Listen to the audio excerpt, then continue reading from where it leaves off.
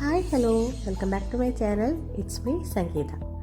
ഇന്ന് നമുക്കൊരു ഇഫ്താർ സ്പെഷ്യലായിട്ട് ഒരു നല്ലൊരു ഈസി ബനാന സ്നാക്ക് ഉണ്ടാക്കാം. ഇതൊരു മലബാർ സ്റ്റൈൽ സ്നാക്കാണ്. കായ്പോള എന്ന് പറയും. ഈ ഒരെണ്ണം ഉണ്ടാക്കിയാൽ മതി, നമുക്ക് വീട്ടിലുള്ള എല്ലാവർക്കും കഴിക്കാനുള്ളതുണ്ടാവും. നല്ല ടേസ്റ്റാണ്. കുട്ടികൾക്കും മുതിർന്നവർക്കൊക്കെ ഒരുപോലെ ഇഷ്ടപ്പെടുന്ന ഈ ഒരു സ്നാക്ക് എങ്ങനെയാണ് ഉണ്ടാക്കുന്നതായിട്ട് നോക്കാം. കായ്പോള ഉണ്ടാക്കാനായിട്ട് ഞാനിവിടെ 2 പാകത്തിന് പഴുത്തിട്ടുള്ള നേന്ത്രപ്പഴമാണ് എടുത്തിരിക്കുന്നത്. അത് നമുക്കിതുപോലെ 4ആയിട്ട് കട്ട് ചെയ്തിട്ട് എടുക്കണം. പിന്നെ വേണ്ടത് കുറച്ച് മുന്തിരിയും അണ്ടിപ്പരിപ്പാണ്. അത് നമുക്ക് വറുത്തെടുക്കാനുണ്ട്. അപ്പോൾ ആദ്യം നമുക്ക് ഒരു ചീനച്ചട്ടിയിലേക്ക് നെയ്യ് ഒഴിച്ച് കൊടുക്കാം. ഏകദേശം ഒരു 1.5 ടീസ്പൂൺ നെയ്യ് മതിയാവും. പിന്നെ കുറച്ച് ഓയിൽ വേണമെങ്കിൽ ഓയിൽ ഒഴിക്കാം. ഞാനിപ്പോൾ നെയ്യിൽ മാത്രമായിട്ടാണ് ഇതെല്ലാതും നമുക്ക് ഫ്രൈ ചെയ്തെടുക്കുന്നത്. നന്നായിട്ടൊന്ന് നെയ്യ് ചൂടായിട്ട് വരുമ്പോൾ നമുക്ക് ഇതിലേക്ക് ആദ്യം അണ്ടിപ്പരിപ്പിട്ട് കൊടുക്കാം. കാഷ്നട്ട് ഒന്ന് നന്നായിട്ട് നല്ലൊരു ഗോൾഡൻ ബ്രൗൺ കളർ ആവുന്നവരെ നന്നായിട്ടൊന്ന് ഫ്രൈ ചെയ്തിട്ടെടുക്കണം. കാഷ്നട്ട് നന്നായിട്ട് ഫ്രൈ ആയി വന്നിട്ടുണ്ട്. ഇനി നമുക്കിത് കോരി മാറ്റാം. ഇനി ഇതേ നെയ്യിലേക്ക് തന്നെ നമുക്കിനി മുന്തിരിയും കൂടെ വറുത്തെടുക്കാം. മുന്തിരിയൊക്കെ നന്നായിട്ടൊന്ന് വീർത്ത് വരും. ആ ഒരു പരുവം മതി, കരിഞ്ഞു പോകരുത്. ഏകദേശം ഒരു ലോ ടു മീഡിയം ഫ്ലെയിമിലിട്ടിട്ട് വേണം മുന്തിരി വറുത്തെടുക്കാനായിട്ട്. ഇതുപോലെ നല്ല ബോൾസ് പോലെയായിട്ട് വരുമ്പോൾ നമുക്ക് ഇതും കൂടി ഇനി കോരി മാറ്റാം. ഇനി നമുക്ക് ഇതേ നെയ്യിൽ തന്നെ നമ്മൾ അരിഞ്ഞു വെച്ചിരിക്കുന്ന പഴമാണ് ഒന്ന് വഴറ്റിയെടുക്കണം. ഒത്തിരി വഴറ്റൊന്നും വേണ്ട, ചെറുതായിട്ട് ഇതിൻ്റെ കളറൊക്കെ ഒന്ന് ചേഞ്ച് ചെയ്ത് ചെറുതായിട്ടൊന്ന് സോഫ്റ്റായിട്ട് വന്നാൽ മതിയാവും. നന്നായിട്ടൊന്ന് ഇളക്കി നല്ല യെല്ലോ കളറൊക്കെ ആയി നന്നായിട്ടൊന്ന് വഴറ്റിയെടുക്കാം. ചെറുതായിട്ടൊന്ന് വഴറ്റിയെടുത്താൽ മാത്രം മതി കേട്ടോ. നല്ല പഴുത്ത പഴം ഈ കായ്പോളയ്ക്ക് ആവശ്യമില്ല. നമുക്ക് ഏകദേശം പാകത്തിന് പഴുത്തിട്ടുള്ള ആ ഒരു പഴം മതി. അതാണ് കുറച്ചും കൂടി ടേസ്റ്റ്. എന്നാലും നമുക്ക് കട്ട് ചെയ്തെടുക്കുമ്പോഴൊക്കെ നല്ല ഭംഗിയായിട്ട് കിട്ടുള്ളൂ. കഴിക്കാനും കുറച്ചും കൂടി, കാരണം ഇതിൽ എക്സ്ട്രാ ഇനി മധുരമൊക്കെ ചേർക്കുന്ന കാരണം കൊണ്ട് ഒത്തിരി പഴുത്ത പഴത്തിനേക്കാട്ടിലും നല്ലത് ഒരു മീഡിയമായിട്ട് പഴുത്തിട്ടുള്ള പഴമാണ് കേട്ടോ. ഇതിപ്പോൾ ഈ കളറൊക്കെ ഒന്ന് ചേഞ്ച് ചെയ്ത് ചെറുതായിട്ട് വാടി വന്നിട്ടുണ്ട്. ഇത്രയും മതിയാവും. നമുക്കിനി ഇത് കോരി മാറ്റി ചൂടാറാനായിട്ട് മാറ്റി വയ്ക്കാം. ഇതുപോലെ ഉടഞ്ഞു പോകുന്നു വേണ്ട, ഇതുപോലെ നമുക്ക് പീസായിട്ട് തന്നെ ഇതുപോലെ കിട്ടിയാൽ മതി. ഇത്രയ്ക്ക് വാട്ടിയെടുത്താലും മതിയാവും. ഇത് നമുക്കിനി ഫ്ലെയിം ഓഫ് ചെയ്ത് നമുക്ക് ഒരു പ്ലേറ്റിലേക്ക് ഇട്ട് ചൂടാറാനായിട്ട് വെക്കാം. ഒന്ന് നിരത്തി വെച്ച് കൊടുക്കുന്നുണ്ട്, അപ്പോൾ പെട്ടെന്ന് ചൂടാറി കിട്ടും. നമുക്ക് ഈ ചൂടാറുന്ന സമയം കൊണ്ട് നമുക്കിതിലേക്ക് വേണ്ട മറ്റുള്ള എന്താണ് വേണ്ടതെന്ന് നോക്കാം. നമുക്ക് കായ്പോള ഉണ്ടാക്കാനായിട്ട് ഞാനിവിടെ 3 മുട്ട എടുത്തിട്ടുണ്ട്. 3-4 മുട്ട നമുക്ക് എടുക്കാവുന്നതാണ് കേട്ടോ. ഞാനിവിടെ 3 മുട്ടയാണ് എടുത്തിരിക്കുന്നത്. നമുക്കൊരു വലിയൊരു പാത്രത്തിലേക്ക് ഇത് പൊട്ടിച്ചിട്ട് കൊടുക്കാം. ഇനി ഈ മുട്ട നന്നായിട്ടൊന്ന് ബീറ്റർ വെച്ചിട്ടൊന്ന് ബീറ്റ് ചെയ്തിട്ട് എടുക്കണം. നന്നായിട്ട് മിക്സ് ചെയ്ത് നന്നായിട്ടൊന്ന് പതഞ്ഞ് വരട്ടെ മുട്ട. അതൊക്കെ ചെറിയൊരു ഇതുപോലെ ഹാൻഡ് വിസ്ക് യൂസ് ചെയ്താൽ മതിയാവും. നമ്മുടെ കേക്ക് ഉണ്ടാക്കുന്ന ബീറ്ററിൻ്റെ ഒന്നും ആവശ്യമില്ല കേട്ടോ. ഇതുപോലെ ഹാൻഡ് വിസ്ക് വെച്ചിട്ട് നന്നായിട്ടൊന്ന് ബീറ്റ് ചെയ്തിട്ടെടുക്കാം. ഇനി നമുക്ക് ഇതിലേക്ക് പഞ്ചസാര ആഡ് ചെയ്യാം. ഞാൻ പഞ്ചസാരയുടെ ഒപ്പം തന്നെ ഒരു 3 ഏലക്കായും കൂടെ ഒരുമിച്ച് പൊടിച്ചിട്ടിട്ടുണ്ട്. പൊടിച്ച് ഏലക്കായ പൊടി ഉണ്ടെങ്കിൽ നിങ്ങൾക്ക് അത് ഉപയോഗിച്ചാൽ മതി. ഞാനിവിടെ 4 ടീസ്പൂൺ പഞ്ചസാര പൊടിച്ചതാണ് ഇട്ട് കൊടുത്തിരിക്കുന്നത്.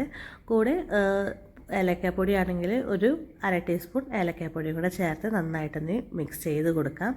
മധുരം നിങ്ങളുടെ അളവിനനുസരിച്ചിട്ട് കൂട്ടുകയോ കുറയ്ക്കുകയോ ചെയ്യാം. ഇത് കറക്റ്റ് പാകത്തിനുള്ള മധുരമായിരുന്നു. അത്യാവശ്യം നല്ല മധുരം ഉണ്ടായിരുന്നു കേട്ടോ. ഇനി ഇതിലേക്ക് വേണ്ടത് 1/2 കപ്പ് പാലാണ്. പാലും കൂടി ഇതിലേക്ക് ഒഴിച്ച് കൊടുക്കാം. നന്നായിട്ടൊന്ന് മിക്സ് ചെയ്യാം. പാല് തിളപ്പിച്ചാറിയ പാലായാലും കുഴപ്പമൊന്നുമില്ല.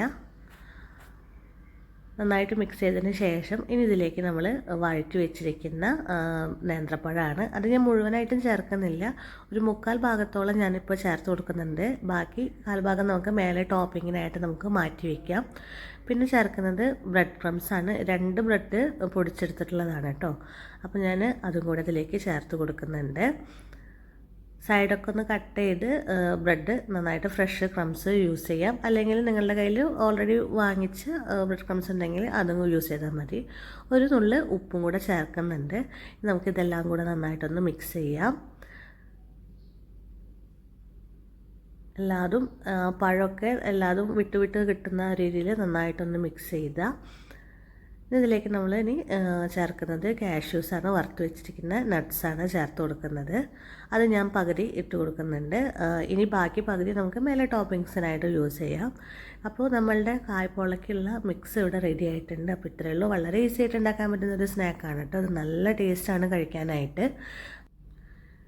ഇനി നമുക്ക് ഇത് ഉണ്ടാക്കാനായിട്ട് നോക്കാം. അപ്പോൾ അതിനായിട്ട് ഞാനിവിടെ ഒരു പഴയൊരു ദോശത്തവ വെച്ചിട്ടുണ്ട്. അതിൻ്റെ മേലെ നമുക്ക് ഉണ്ടാക്കാനായിട്ടുള്ള ഏതെങ്കിലും ഒരു സോസ് പാനോ അല്ലെങ്കിൽ ഇതുപോലത്തെ ചീനച്ചട്ടിയോ നോൺ സ്റ്റിക്കിൻ്റെ ചീനച്ചട്ടിയോ എടുക്കാം.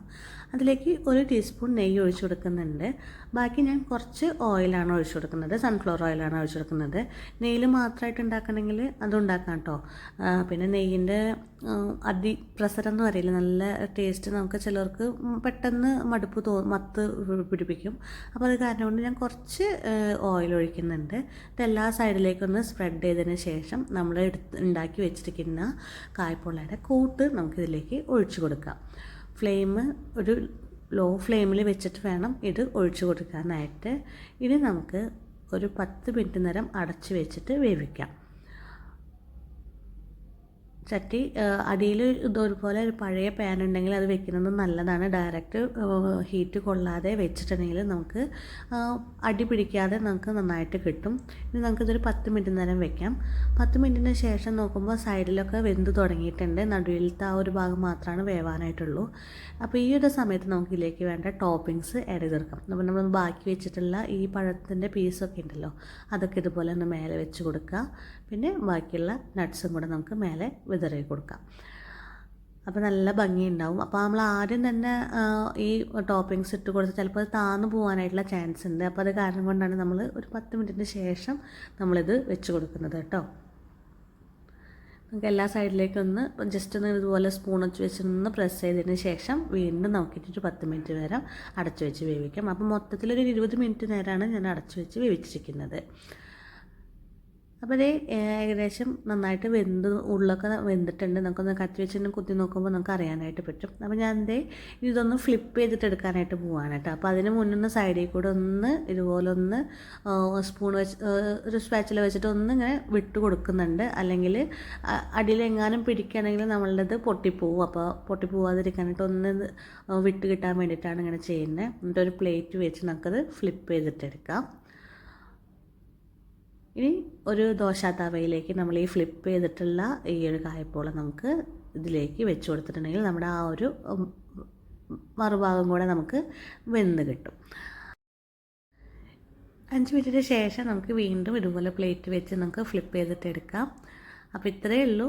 കായ്പോള വളരെ സിമ്പിളായിട്ട് നമുക്കൊരു ഫാമിലിക്ക് മുഴുവനായിട്ടും കഴിക്കാൻ പറ്റുന്ന ഒരു സ്നാക്കാണ്. നല്ല ഈസി ആയിട്ട് ഉണ്ടാക്കാൻ പറ്റുന്നതാണ്.